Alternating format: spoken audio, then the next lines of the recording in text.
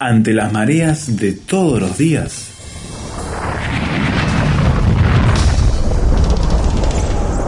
llegamos a tierra firme.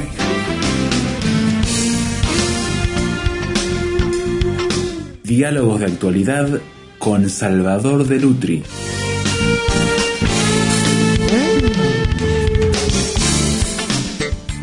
Fue de la primer generación que vio caer lluvia en la tierra, que la vio inundarse, que la vio sobrepasar todos los límites, que la vio cubrirse y quedar solamente un mar como ambiente en el cual moverse.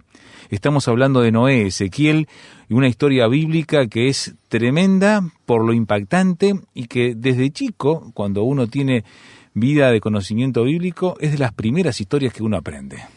Y además una historia controversial, ¿no? Es una de las historias con las que primero se ataca al pensamiento cristiano, es decir, cómo uno puede creer en una cosa así es automáticamente un lugar común, diría yo, para cuestionar ciertas particularidades del cristianismo. Sin embargo, es una historia que tiene altísimo valor, por supuesto moral y ético. Digo, hay una clara transmisión de quién es Dios en toda la historia. Hay una clara transmisión de quién es Moisés, ¿no? Un hombre de acuerdo al corazón de Dios, que caminó con Dios, que pudo avanzar en medio de un mundo totalmente negativo y hostil como el nuestro. Pero además de eso, hay un anclaje con la realidad, que confirma muchas de las cosas que aparecen en la historia. No todas, por supuesto, porque la historia forma parte de un contexto determinado, pero hay varias cosas interesantes para analizar como para tener también elementos para saber que la Biblia no es un delirio generado por alguien que quiere embaucarnos. Sí. En primer lugar, una de las cosas que llaman la atención es la cantidad de tiempo que vive la gente, ¿no? en esa época. Hay varias explicaciones posibles y sobre ninguna podemos decir 100% esto es así o no. La verdad que los comentaristas y la gente que se dedica a esto suele pelearse bastante por todo esto, cosa que nosotros no vamos a hacer. Lo que sí podemos saber es que la condición de la Tierra era distinta a la condición de la Tierra actual. Claramente se habla de un cambio drástico en el clima de la Tierra y en la contextura misma de la Tierra en la época de Noé, de manera tal que juzgar el paso de los años de la misma manera no tiene por qué ser necesariamente cierto. Es decir, que ellos consideren los años con la misma duración que los considerábamos nosotros, podría no ser así. Podría ser que cada año, por ejemplo, equivaliera a 1 o 2 estaciones nuestras. Es decir, hay especulaciones a las que se llegan, pero sobre las que la verdad no podemos tener ninguna constatación real. Son meras especulaciones. El calendario tal cual lo conocemos ahora es de muy posterior construcción, ¿no? Así que eso también está en juego allí.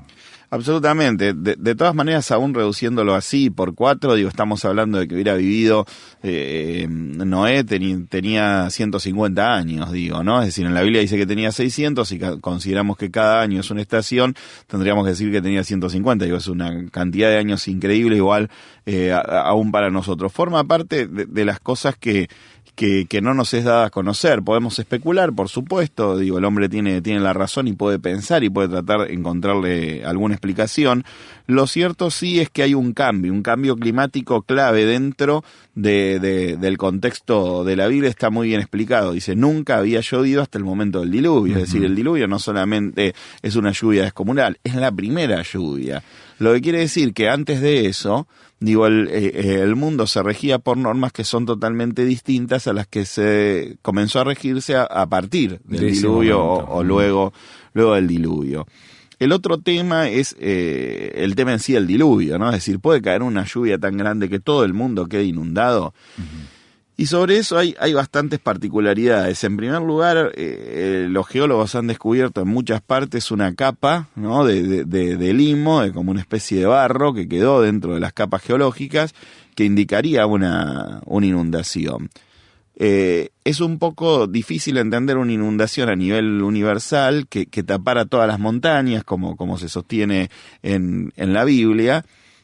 por el hecho de que la cantidad de agua es descomunal, no solo la cantidad de agua, sino que también esa agua después se tiene que retirar. Sí. Y la atmósfera aparentemente no podría soportar que esa agua se retire en tan poco tiempo, sino que de alguna manera continuaría allí donde está. La otra opción es, se habla de tierra, y cuando ellos hablan de tierra es la tierra conocida por ellos, es decir, que haya sido una inundación de tipo regional. Donde habitaba el ser humano en aquella época.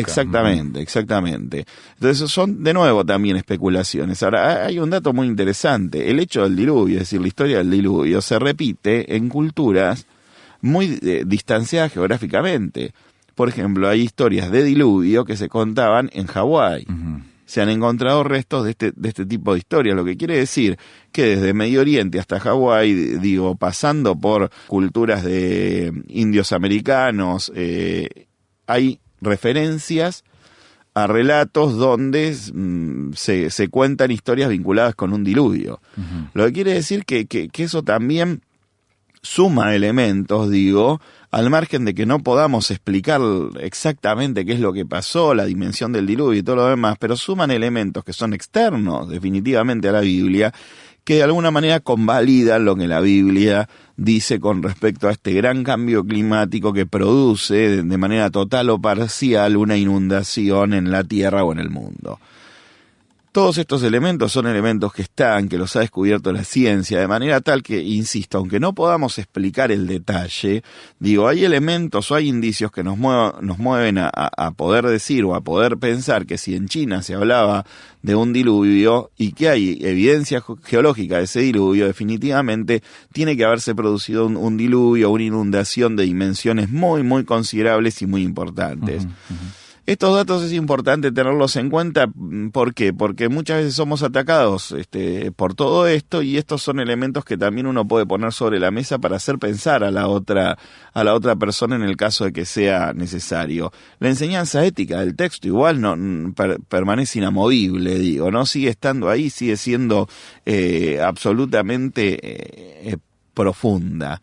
Otro de las grandes cuestiones es cómo se puede generar un barco tan grande, con ese metraje y con la cantidad de madera que implicó. Absolutamente, pero por otro lado, cómo lo puede generar una persona que no tenía ningún tipo de conocimiento naval, como era Noé. Hay claves en la Biblia para explicar esto. Por ejemplo, el arca es hecha por Noé, pero dice que Dios selló la puerta, ¿no? Lo que quiere decir que hay definitivamente una intervención sobrenatural en la preservación de el arca. No es solamente tarea de Noé, sino que hay también una intervención directa de Dios. Ese selló se puede aplicar a toda el arca, no solamente a la puerta. Y por supuesto que está también el tema de las parejas, ¿no? De los animales, cuáles son los animales que ingresaron, y cómo pudieron convivir y coexistir, especies que naturalmente son enemigas. Bueno, evidentemente ahí tenemos que pensar que Dios estuvo organizando todo para que esto funcionara. Por supuesto que van a quedar muchos huecos racionales dentro de lo que estamos diciendo, pero como digo, hay elementos también concretos que sostienen que hay una explicación posible, aunque nosotros no podamos llegar a toda la profundidad que quisiéramos con esa explicación. Insisto en que lo cierto es que la historia sigue teniendo el valor ético que tiene, sigue siendo exactamente igual. Yo cuando leía la historia del diluvio pensaba, la historia del diluvio habla sobre la maldad en primera instancia, sobre un mundo totalmente perverso donde hay un solo hombre bueno que es Noé, que es a quien Dios va a dar continuidad y a quien le va a encargar la construcción del arca. Y pensaba, ya viniendo un poco más en el tiempo, pensaba en Michel Foucault, el filósofo francés que se especializó en analizar sistemas y relaciones de poder, y él dentro de los conceptos que manejaba generó el concepto de panóptico, del ojo que todo lo ve y que vigila y que controla, ¿no? Y entonces la cárcel panóptico, la prisión panóptica, que es esa prisión donde el guardia está en el medio, ¿no? Y desde ese medio donde está, controla alrededor, sí. A todo. Un detalle curioso, ¿no? Ahora están de moda las películas de superhéroes, y entre las películas de superhéroes hay una que se llama Guardianes de la Galaxia, basada en personajes de Marvel, y hay una escena que transcurre en una cárcel, y es una cárcel panóptica. Tiene los guardias están justo en el centro de la prisión, no nada es casual, por supuesto, digo, de hecho las prisiones panópticas existieron realmente. ¿Qué sostenía Foucault? Sostenía el hombre siempre debe ser vigilado. Uh-huh. Y la vigilancia del hombre es lo que va generando la norma y es lo que va generando el manejo del poder. Ahora, ¿por qué el hombre tiene que ser vigilado? Pensaba yo. Bueno, el hombre tiene que ser vigilado en esencia porque es malo, porque se comporta incorrectamente. Digo, y ahí nos unimos directamente con la historia de Noé, es decir, estamos hablando de lo mismo, estamos hablando de la maldad que proliferaba por todos lados. Yo no tengo que vigilar a nadie, que sé que se va a portar bien. Entonces, si yo estoy en mi casa con mi esposa, dejo la billetera arriba de la mesa con total tranquilidad porque sé que no va a pasar nada. Uh-huh. Pero si voy a un café, me tomo un café, no dejo la billetera arriba de la mesa. Porque el ser humano necesita ser controlado. Porque hay una esencia de maldad que queremos negar, que queremos borrar, que se la queremos atribuir a la cultura, a la sociedad, a la contingencia, pero que sin embargo forma parte inherente de lo que somos. Y de eso habla la historia del diluvio. Hacemos una pausa en la conversación con Ezequiel de Lutri. Estamos mirando entonces a Noé, el diluvio, el arca, esas 8 personas que se salvaron y que recompusieron lo que hoy conocemos como humanidad. Ya volvemos en la conversación aquí en Tierra Firme.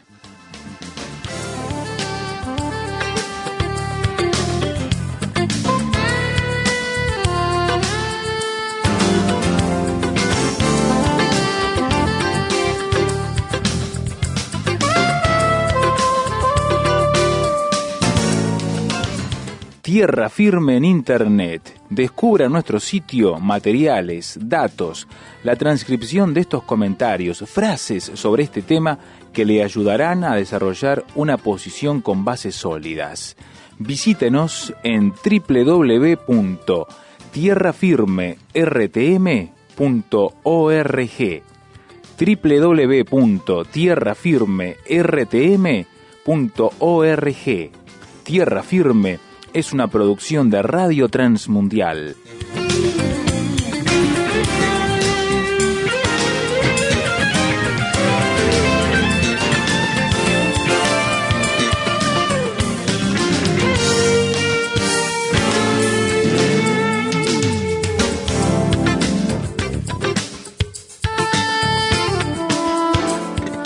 Estamos mirando el relato bíblico de Noé, este personaje de la Biblia que tuvo que ejercer una fe sin dimensiones conocidas hasta ese momento, porque lo que se le proponía verdaderamente era un desafío descomunal, Ezequiel. Absolutamente. Digo, en primer lugar, yo creo que el desafío de Noé comienza mucho antes de la construcción del arca. Uh-huh. Porque él tiene que vivir en medio de una sociedad perversa. Ese es el primer desafío. Y creo que es su verdadero desafío, uh-huh. ¿no? Es decir, él llega al arca y llega a todo lo demás porque Dios ve en él algo distinto a la gente que lo rodea. Dice que él caminaba con Dios, avanzaba con Dios, iba tomado de la mano de Dios, aún en una sociedad adversa. ¿Cuánto tenemos que aprender primero de Noé? ¿Cuánto tenemos que aprender de una palabra tan sencilla como integridad? Uh-huh. Qué difícil que es para nosotros la integridad. Es decir, ¿qué es la integridad? Es evitar echarle la culpa de las cosas que hacemos mal a lo que nos rodea. Es entender que yo, al margen de lo malo que pase a mi alrededor, tengo que mantenerme cerca del corazón de Dios. Uh-huh. Digo, eso es lo que tenía Noé, tenía integridad. Dice que entre todos los hombres de su tiempo, solo él vivía de acuerdo a la voluntad de Dios. El comentarista Adam Clarke dice, cuando está hablando sobre este tema, dice que la gente del tiempo de Noé era malas de continuo. Dice, no tenían ningún propósito santo, no tenían ningún objetivo espiritual profundo. Y yo pensaba cuando leí esa frase, digo, qué atinada que es esta frase para definir la sociedad en la que nosotros vivimos, una sociedad que no tiene ningún propósito santo. Y qué atinada que es también para, por oposición, definir a un cristiano. Un cristiano debería ser aquel que sí tiene un propósito santo, que sí tiene un objetivo espiritual, y que ese objetivo espiritual lo lleva a pensar también de manera espiritual. Que sus actos sean actos de santidad y no que sean actos que estén manchados por el pecado. Nosotros vivimos en una sociedad que se niega a la reflexión y que convierte ideas que deberían ser discutidas en eslóganes con los que intenta de alguna manera promocionarse, vender o salir, ¿no? Entonces, con respecto al aborto, hay el eslogan de moda en este momento es "mi cuerpo es mío".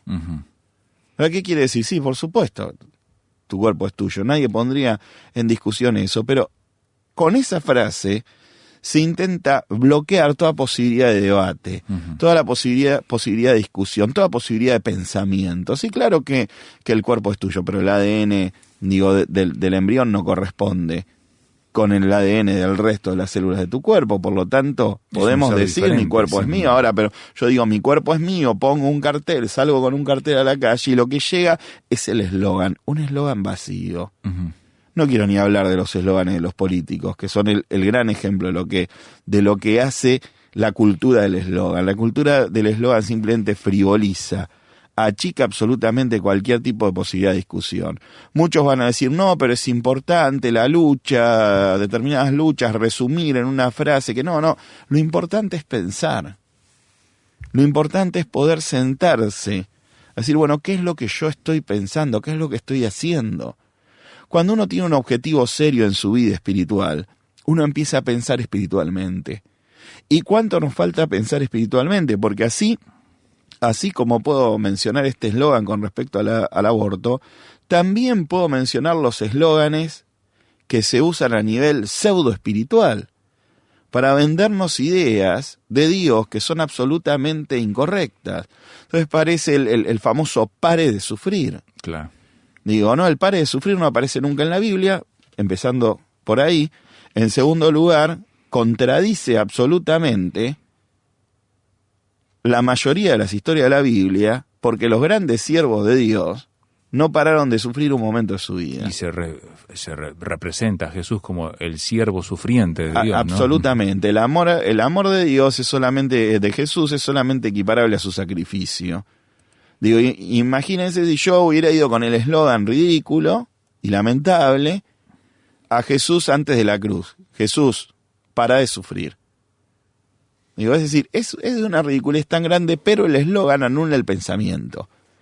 La sociedad no era la sociedad del eslogan, era la sociedad que había anulado el pensamiento, era la sociedad que no tenía un objetivo santo, era la sociedad que no se detenía a pensar espiritualmente. Y nosotros tenemos que pelear para que nadie saque de nosotros la posibilidad de pensar espiritualmente, de poder luchar para poder reflexionar en este mundo y en nuestra vida como cristianos.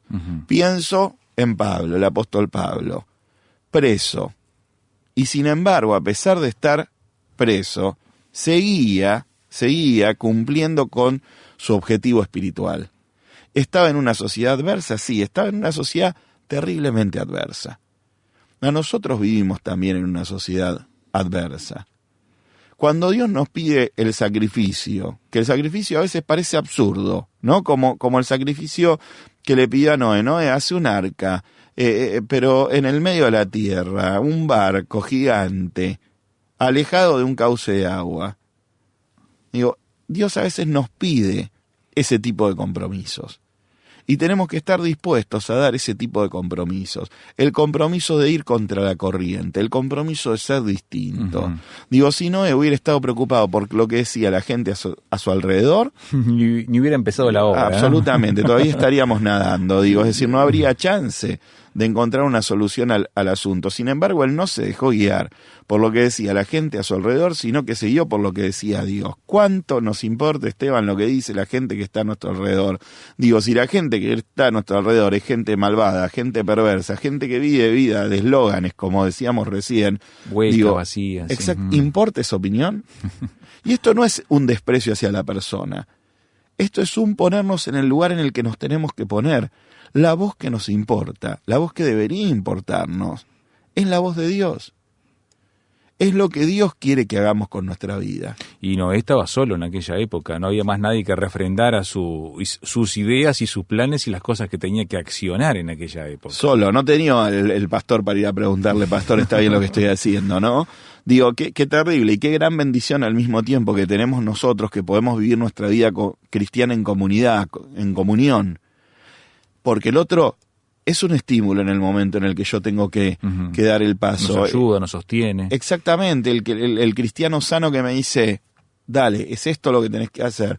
Sí, es verdad, parece que esto te va a dar mayores resultados, pero sin embargo te alejás de Dios. ¿Cuántas veces necesitamos esa palabra? Bueno, Noé no la tenía, pero sí tenía una firme convicción de cuál era el lugar en el que él tenía que estar, hacia dónde él tenía que avanzar. Digo, y eso me parece absolutamente admirable en la figura de Noé, digo, y borronea todo lo demás de la historia que explicábamos recién, el diluvio, el arca y por qué, y los animales y todo lo demás. Digo, yo me quedo asombrado por la integridad de este hombre. Digo, nosotros somos capaces de llegar a esa integridad, a la integridad de poder ir contra una sociedad que nos es totalmente adversa. Tenemos el gran desafío de cierto tipo de ideología de género que es contraria a la palabra de Dios. El desafío del aborto, digo, que viene de alguna manera vinculado con eso. El desafío de criar hijos en una sociedad como la nuestra que intenta permanentemente implantar eso. El gran desafío de contrarrestar el influjo de los medios de comunicación.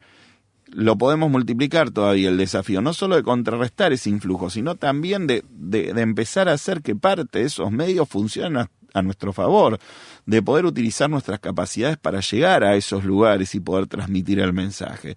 Digo, ¿cuántos desafíos que tenemos por delante? Todos los desafíos implican ir contra la corriente de nuestra sociedad.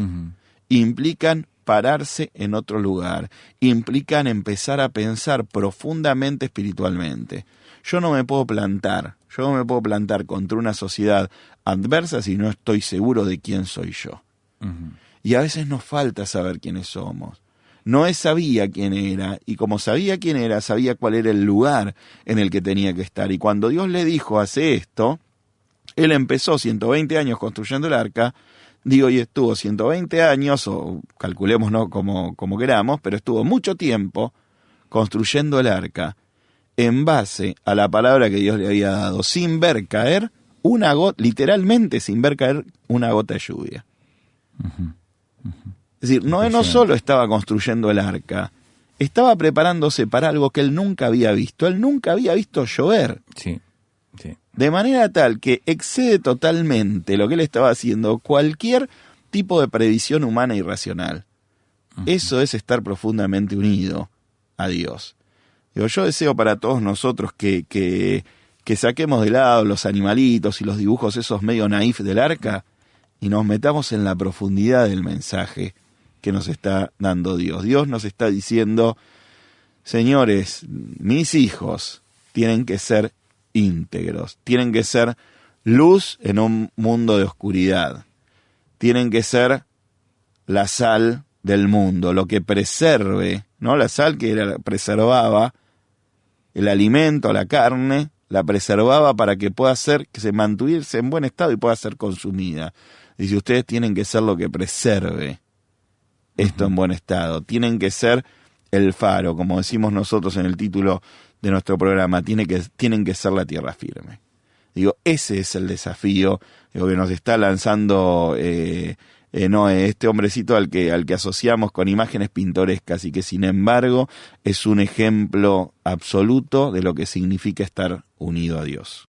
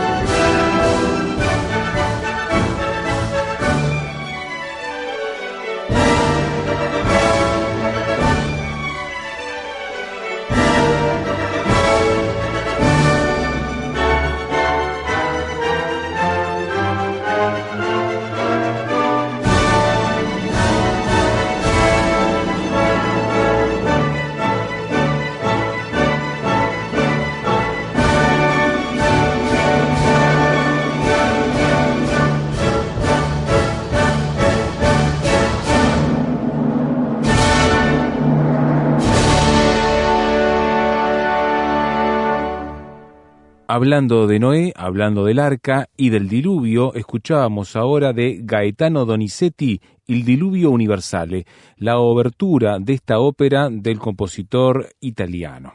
Ahora queremos escucharla a usted y poner todos estos materiales en sus manos. ¿Dónde? En nuestro sitio web tierrafirmertm.org, escuchar el audio nuevamente, leer el texto, la transcripción de la conversación con Ezequiel, descargar los materiales gratuitamente, todo en tierrafirmertm.org. Allí también encontrará los enlaces a las redes sociales para unirse y estar al tanto de lo que son las actualizaciones del programa. También suscribirse al boletín electrónico, participar en la lectura de artículos, escuchar otros audios y conocer todos estos materiales que ponemos a su disposición. Todo eso en tierrafirmertm.org.